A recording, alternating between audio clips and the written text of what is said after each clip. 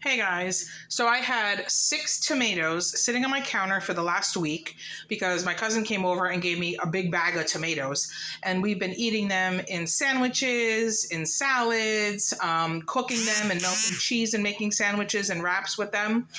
And these six, I'm not going to eat them anytime soon, at least maybe some of them, but not six of them. So I decided that I was going to cut them up, put them on a pan, and roast them to make a sauce that I'm going to put in the freezer for when I need pasta sauce or I just need a quick meal.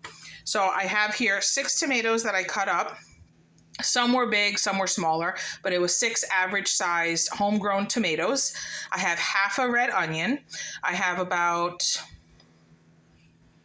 I don't know, 18 cloves of garlic. I mean, we really like garlic. So 1, 2, 3, 4, 5, 6, 7, 8, 9, 10, 11. It's about a head of garlic. We have a head of garlic, but I already had the cloves in the fridge already peeled. So it's a head of garlic. And I sprinkled some oregano, some basil, some salt and pepper. I didn't measure. I just sprinkled all over everything.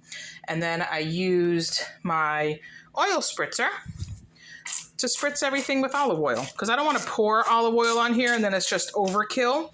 So I just spritz it, and it's a good way to use olive oil but not use a lot of it, but you get everything nicely covered. And now I'm going to roast this in, oh, sorry. I had a piece of red pepper in the fridge, so I sliced up some red pepper. You just can't see it because it blends in with the tomato. But it was just half a piece, and I didn't even cut it evenly. I just freehanded it in the air. And now I'm going to roast this at 400 for 20 minutes, and I'll see how it looks. And I'll show you in a minute. Okay, guys. So this was in the oven at 400, and it was actually in there for a good 38 minutes. Because I put it in for 20 and the garlic wasn't soft enough. So yeah, I left it in there for another 20, checked it. I was like, okay, 2 more minutes and it's perfect. Like, you want the garlic when you press on it with the fork, see that? It mashes. That's what you want. And if some of your tomatoes are a little toasty like this, that's okay because that's caramelization. That is flavor. So don't be worried about that. And that's it. I wish you could smell this. Seriously, it smells so good. So anyway, what I'm going to do now, I am going to take this spatula and I'm going to scoop everything up and put it in this pot. And then I'm going to use my immersion blender. You can do a regular blender if you want. Something super, super extremely important. If you're going to use a regular blender, then you have to let this cool down before you put it in the blender, or it's going to like go all over the place. So immersion blender, stick blender in the pot. You don't have to wait. You can do it hot. If you're going to put it in a regular blender, let it cool down. I'm using a stick blender because I have one because it was a gift for Christmas, and you can do it when it's hot using a stick blender. So I'm going to start blending this.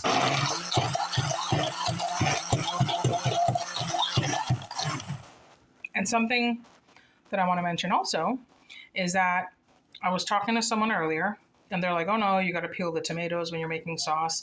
And I said, yes, normally, traditionally, that's probably what a lot of people do and have done it. But when you're using an immersion blender or a regular blender, you don't need to take the peel off because this is going to pulverize the peel and you're going to have a smooth sauce guaranteed.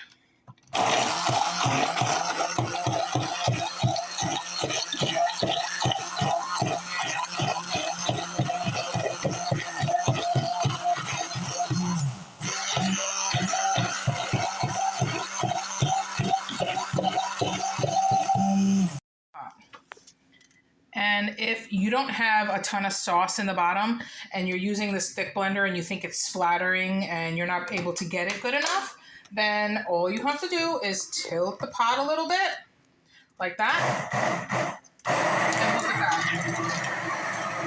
See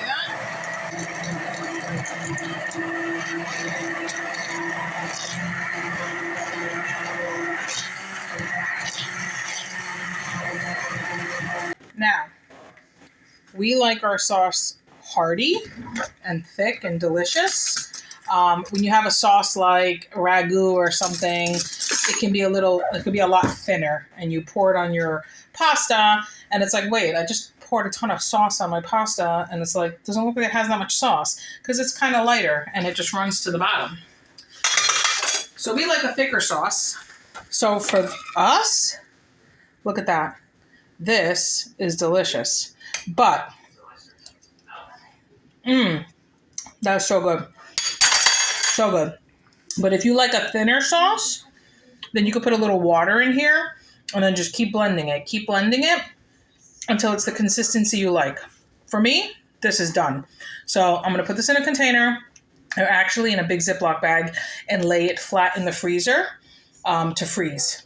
But I'll show you in a minute. If you like your sauce a little sweet, like a ragu or a Francesco Rinaldi or something, then put a little sugar at this point and reblend it.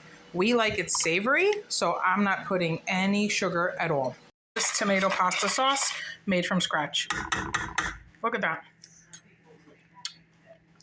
It tastes so good. So good. Okay guys, so I labeled my bag and I poured it in the bag, but I'm gonna lay it flat, just like that. And I'm gonna freeze it flat. And you're probably saying to yourself, why are you freezing it in a bag as opposed to a container?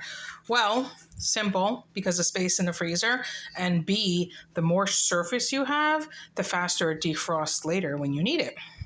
So I'm going to freeze it like this, and I'll have homemade pasta sauce when I want it. I would have eaten it this week, but we've already had 2 things with pasta sauce within the last 7 days. So we're going to give that a break, but it's ready when I need it. So I don't have to do it later. So it's kind of like I meal prepped, and I used up what I had. So just an idea. Thanks for watching. It's frozen. Ready? Rock hard. So now, because it's so flat, I can literally, boom, just slide it right there. And when I need it, slide it out, put it on the counter, and it'll defrost super quick. Hope you try this. Thanks for watching.